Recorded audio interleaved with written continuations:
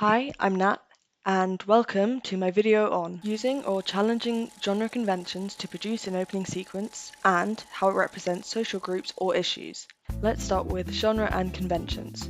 So, for sitcoms, which are otherwise known as situational comedies, such conventions are things like everyday settings, which rarely change, such as homes, workplaces, or cafes. There's also recurring characters with strong, exaggerated personalities to represent a stereotype. Episodic structure with self-contained stories and little long-term consequence. Humour-driven plots. A given, but situations which revolve around awkwardness or irony from dialogue, situations, or character behaviour. Light and quickly resolved conflict, focusing on entertainment rather than realism, where problems are introduced and resolved within 30 minutes. And now, onto our second genre, psychological thrillers. The first convention is a psychological focus, so any conflict is internal, such as fear, paranoia, and obsession, rather than physical.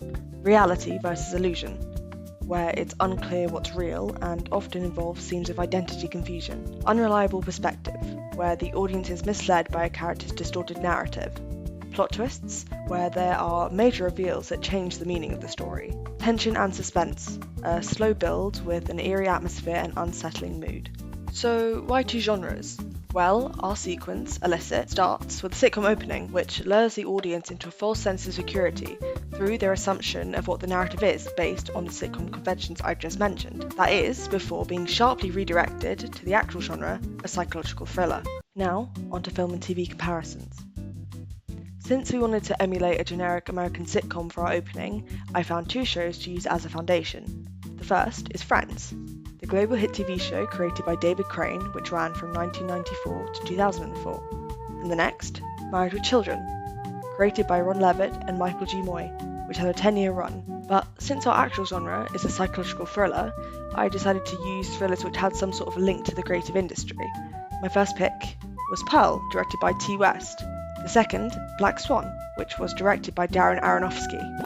But before we get into any more detail, here are the conventions of an opening title sequence. A good opening title sequence, or OTS, aims to establish a genre and atmosphere early, setting the tone whilst introducing key information like the title, cast, and production credits. The sequence should also hook the audience and build interest quickly, using a visual style or theme which are reflective of the narrative. So, back to the sequence. Our running theme when producing and editing was contrast, which can be seen through our titles and the introduction of our characters. And now for some more in-depth comparison. During this process of researching and developing our idea, we found our biggest source of inspiration was Friends. In terms of editing, we wanted to emulate our pacing based on the opening of Friends, since it's one of the most iconic and easily recognisable sitcom intros, and we also added a vintage TV effect over our sequence to age the footage. In terms of camera, in the sequence we noticed a formula, where the shots followed were group shots mixed in with 3 solo shots for each character, which is something we then replicated in our own sitcom sequence to introduce our own characters. In terms of sound, theme song for Friends is arguably the most famous in sitcom history. I'll Be There For You, sung by the Rembrandts, fits into the American pop rock music genre, and so we decided to follow that with our own theme song, which we wrote and recorded based on A New Girlfriend by Black Dot Banks to emulate the upbeat and warm tone created by the sitcom music. In terms of mise-en-scène, we wanted our sitcom to have a vintage feel, so we decided to set it in the 90s, just like Friends, and tried to emulate our costuming close to a typical 90s outfit, especially for the 2 teenage characters to emphasise the dated feel of the show. Now, onto Married with Children. This sequence was the main basis for our sitcom's family and how their dynamics as a group were shown to the audience. From an editing perspective, we focused on the aesthetic of the titles and the colour grading of the sequence, which leans towards warmer tones, which works in tandem with the yellow and orange colour palette for the titles, as well as ordering the individual shots, something also used in this sequence, to introduce the dad as the protagonist of the show, through having him shown last in the order of individual shots. In the sequence, there were a couple of shots we found to be common in sitcoms, which were establishing shots of a house, and we also found 2 shots which were present in our sequence. A mid-shot of the dad looking to camera to depict his stereotypical personality type to the audience, and a shot of the son taking money off the dad, showing the family's dynamic as a group. In terms of sound, from this sequence we decided not to use audible dialogue, but to show scenes where the characters are talking. In this sequence, a family home is a key set location, So to emulate the genre, we made sure to decorate our set in a way that fit exactly into the American sitcom stereotype specifically, as well as making sure to source locations that would fit with the stereotype of what a sitcom family home looks like. Now for our psychological thriller inspirations. For Black Swan, our main inspiration for this film was the iconic mirror shot, which showcases the protagonist's psychological break, which is something we replicated in our sequence. Another aspect we took inspiration from was sound. In Black Swan, the mirror shot has a focus of diegetic sound, which for our sequence we used the sound of the tap running in combination with the distorted version of the sitcom theme. For our project, Pearl served more as a source of narrative inspiration, specifically from the scene where Pearl gets rejected at the dance audition and demonstrates the depths of her mental decline. We used this specific scene to influence how we directed our main actor in the bathroom, where the audience finally sees the shift from the character to the actor to the character again, but in a more disturbing transition to demonstrate the mental instability of our protagonist. Now, we're on to challenging conventions.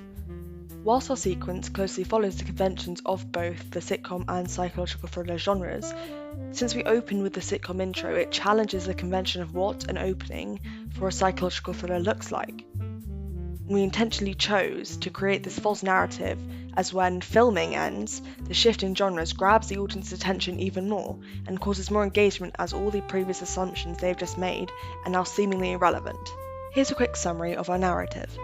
Illicit follows a failing actor Bob Jones, played by Rob Holt, whose attempts to remain in character for a new low-budget sitcom, Two of Each, becomes increasingly destructive as his substance abuse pushes him towards psychological collapse. Now, let's take a second to talk about the titles of our sequence. As an aesthetic design, we wanted the titles to change from the warm yellow and orange colour palette of the sitcom titles, which had a larger scale than the minimalistic font, and generally focused on a centre-bottom placement in the frame.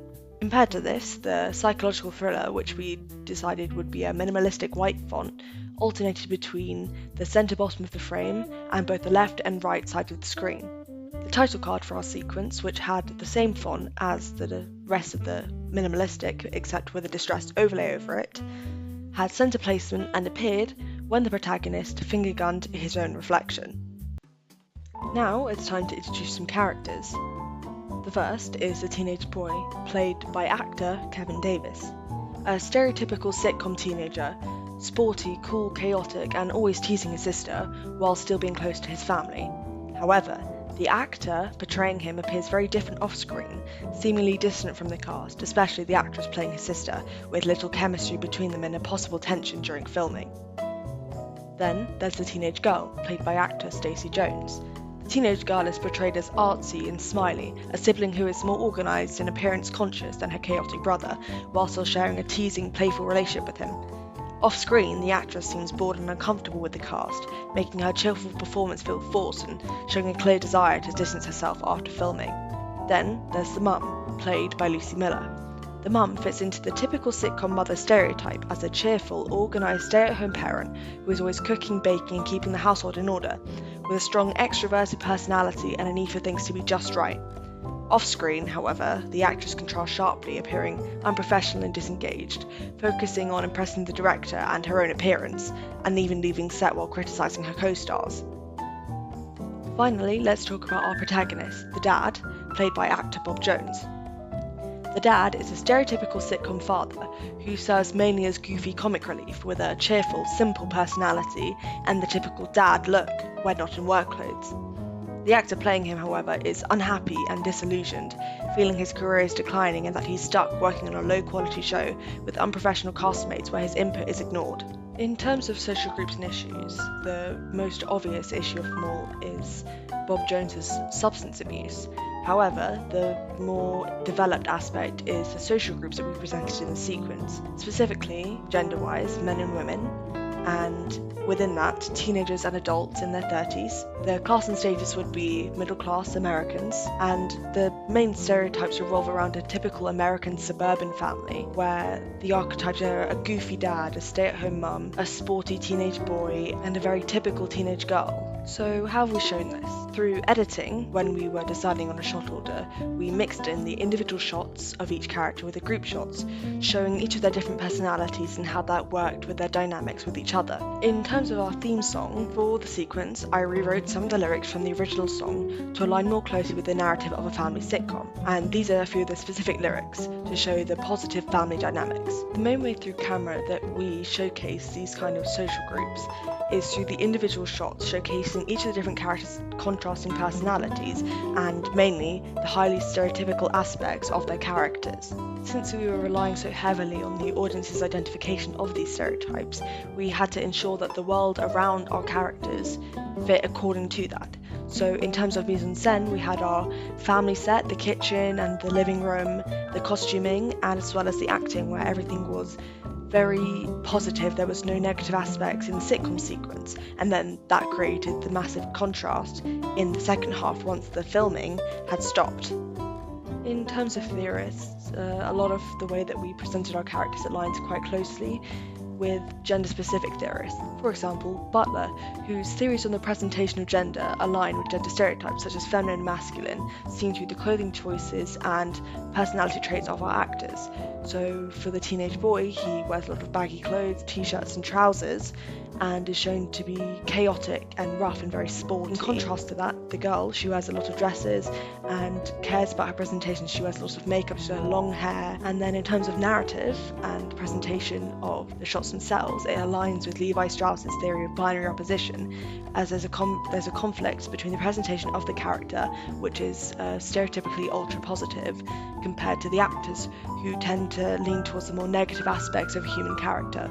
In terms of the sitcom, Kelly's theory of the idea of age, where young people are shown to be immature, is seen specifically in our sequence through the two teenagers fighting over a jacket. We also heavily relied on Barth's theory of semiotics, where we were using repeated codes and conventions to represent things, such as a contrast between the sitcom and the psychological thriller genres through their own conventions. And that is the end of my presentation on my opening sequence Illicit. So, thank you so much for watching, and I'll see you in the next one.